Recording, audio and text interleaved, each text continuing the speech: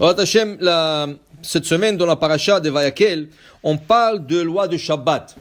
Moshe avertit le Bnei Israël comme quoi le Shabbat, il faut tout arrêter, le travaux du Mishkan. La Gemara, toute une Gemara de 156 pages Shabbat, il n'y a aucune mention dans la Torah. Un seul verset. Lo tevaru esh bechol moshvotechem biyom Shabbat. Tout le reste,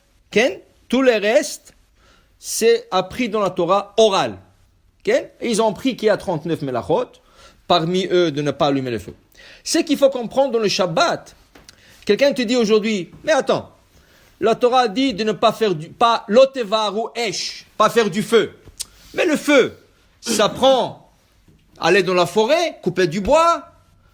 Le bois, il faut le faire en petits morceaux, il faut le mettre ensemble, il faut mettre du feu jusqu'à que ça prend feu, il faut mettre du vent pour que ça prend.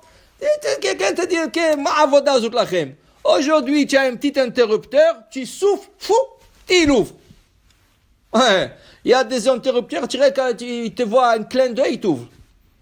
Oui, il y a des hôtels comme ça maintenant. Il y a des hôtels comme ça, selon la personne, il connaît déjà la personne, il sait confirmer la lumière, quoi. Tu n'as besoin de faire rien. Elle dit quoi? C'est pas moi moi j'ai rien fait travail.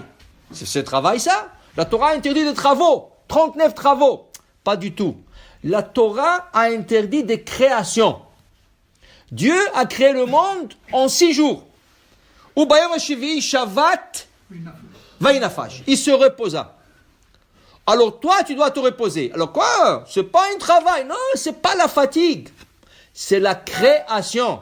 Quand tu tapes sur un interrupteur, tu as créé un circuit. Tu as fermé un circuit. Ce circuit donne de la lumière. C'est toute une création. Alors on ne parle pas de fatigue, on ne parle pas de travail. On parle de création. Tout ce qui est création, il rentre dans la catégorie de melacha. Combien de melachot il y a? Combien de travaux il y a comme ça? 39. Il y a 39. Aujourd'hui, on ne peut pas parler de tout le 39. Ça prend 2 ans pour parler de ça. Et plus, toute la vie, tu peux étudier ça. Et encore, on va parler rien que pour vous donner une idée comment Chachamim ont fait, ils ont extrapolé, ils ont étudié, ils ont fait des décrets rabbiniques. Il y a une melacha qui est peu connue. Okay? On appelle cette melacha dash. Qu'est-ce que c'est dash? Dash, c'est une fois que le blé a été coupé dans le champ. On l'amène et on le tale par terre. Maintenant, il faut séparer les grains des pochettes. Dans l'épi de blé, il y a des petites pochettes où il y a des grains. Comment tu sépares? Quoi, tu vas prendre un par un? Tu vas travailler là-bas toute ta vie pour sortir la récolte d'un champ. Qu'est-ce qu'ils font? Un peu quelque chose plus haham. Tu étales toute la récolte par terre. Tu emmènes un taureau. Derrière le taureau, tu mets un grand morceau, une plaquette en fer, et tu mets des pierres là-dessus pour faire la pesanteur. Il y a un monsieur, il vient, il monte sur le taureau, sur la plaquette avec le taureau. Yallah, udrab. Vas-y, avance. Le taureau, il avance et il piétine avec ses pieds sur la récolte. Et il fait le tour. Il tourne. Toute la journée comme ça, il tourne. Chaque fois qu'il tape sur les épis de blé, ça fait décharger, décortiquer le grain de l'épi de blé. Ça prend un peu de temps, mais comme ça. Maintenant, comment s'appelle la séparation? Cette séparation de la graine de la pochette, ça s'appelle dash. Ça, c'est melacha de oraita. Ça, c'est de la Torah. Vient Chachamim et disent, on a dans le Shabbat, on a la melacha, le travail interdit, et on a ce qu'on appelle la toleda. Qu'est-ce que c'est toleda? Le dérivé, qui est aussi une interdiction thoraïque, pas toujours rabbinique, thoraïque. Comment on peut apprendre un de l'autre? Très facile. Quelque chose qui est très courant pour le Shabbat. Tu prends des olives et tu le presses. Tu presses l'olive. Quand tu presses une olive, qu'est-ce qui va sortir? L'huile. Où était l'huile? Dans l'olive. C'est exactement comme le grain qui était dans la pochette. Là-bas, le taureau, il marche là-dessus. Toi, tu mets une pression, tu sors l'olive. Dash. Tolda des dash. C'est la tolda des dash. Okay? Tu prends une vache et tu la traites le jour de Shabbat. Où était le lait? Dans la mamelle. Tu traites la mamelle, tu sors le lait. Tu as Rashi, c'est intéressant, dans la Gemara, Rashi utilise le mot décharger. Il est dit en français, décharger. Tu as déchargé l'objet de ce qui a été dedans. Alors ça, c'est dash. Ça, c'est d'ordre thoraïque. Qu'est-ce qui est d'ordre rabbinique? Prendre une orange et la presser le jour de Shabbat pour faire un jus d'orange, c'est dash, mais d'ordre rabbinique. Pourquoi rabbinique? Selon la Torah, le seul liquide dont on interdit, c'est l'olive et le raisin. Presser des raisins Shabbat, presser des olives, mina Torah assour. Presser des autres fruits comme des oranges, interdit rabbinique.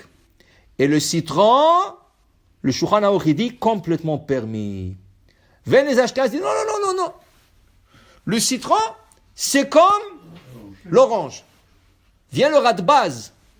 Il dit non, pas du tout. Il y a une différence entre le citron et l'orange. Pourquoi? Les Ashkenazes disent non. Regarde, qu'est-ce que tu fais avec des oranges? Jus d'orange. Tu remplis des barils, tu remplis des bouteilles. Le jus de citron, on le fait la même chose. On fait des bouteilles. Tu vas dans le supermarché, il y a des bouteilles de jus de citron. Dis-le Radbaz, c'est pas la même chose. L'orange, tu peux la boire. Tu peux boire le jus d'orange. Le citron, tu peux boire. Tu peux pas boire. Alors même s'ils remplissent de barils, c'est pas la même chose. Quand je presse des raisins, je peux boire jus de raisin. Quand je presse des olives, c'est l'huile d'olive. Le citron, c'est pas du tout. Maran, dans Shulchan Aruch, dans Siman Shinkaf, il dit 3 mots. Lischot, limon, mutar. C'est la halakha la plus courte que tu vas trouver sur Shulchan Aruch. La plus courte et la plus claire, sans discussion. Les Ashkenazes, ils veulent être un peu plus stricts. Alors qu'est-ce qu'ils font? Ils disent non. Si tu prends le citron et tu le presses sur du manger, c'est pas que tu as fait du jus de citron, tu as pressé sur le manger, c'est considéré comme du manger. Tu as fait une salade, tu mets le citron. Tu prends le filet au sol le samedi matin, tu presses le citron. Ça, tu peux. Chut, brocoli après. Tu prends n'importe quoi, tu presses le citron, tu peux. Mais directement dans un verre, non. Dans une soupe, non. Mais sur des aliments solides, oui. Shulchan Aruch, complètement permis, et ainsi dit le Rav Ovadia Yosef. Mais ceux qui pensent que c'est interdit, quelle est l'interdiction? Dash. Alors, presser des citrons, des oranges, presser des raisins, traire une vache, traire une vache.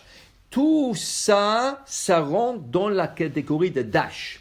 Ça veut dire qu'il y a 38 autres, qu'on ne peut pas parler aujourd'hui de tout ça, il y a encore des choses. Mais pour vous dire, il y a la Melacha, le 39 principes, et d'où viennent les 39 principes? Ils sortent du Beth Amikdash. Tout ce qu'on a fait pour construire le Mishkan, c'est devenu des principes. Alors ils ont pris combien de principes il y a pour la construction du Mishkan? Il y avait 39. Peut-être qu'il y avait encore quelques-uns, mais ils n'étaient pas aussi importants que le 39. Tout ce qui découle de cela, c'est des dérivés, et tout ce que les rabbins ont décrété après, c'est des halachot d'ordre rabbinique. Baruch Adonai Le'olam. Amen ve Amen. Il y a une question que vous avez dit de frère une vache et essoré à citron. Essoré à citron,